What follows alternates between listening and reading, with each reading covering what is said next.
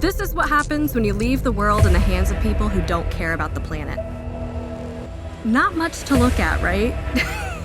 I mean, yeah, what did you think it would look like? We grew up on stories that it's linked to the smog in the air, but anyone who actually knows the answer is long dead, and we're stuck with the skin disease that we call the grow. Okay, that's a bit depressing. Smog. The grow. It's all true.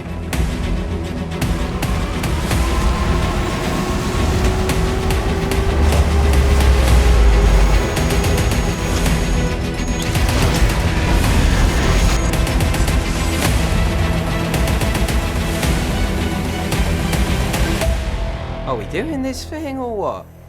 Let's do this.